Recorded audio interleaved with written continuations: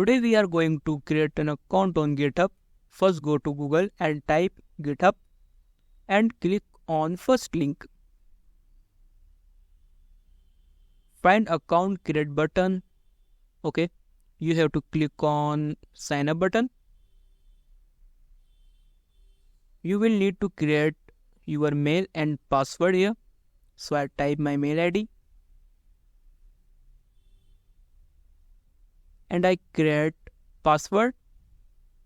So you will create a simple and easy password, whatever you remember. Okay. Click on continue button. Then we have to become a username, something you have remember forever. Box click OK.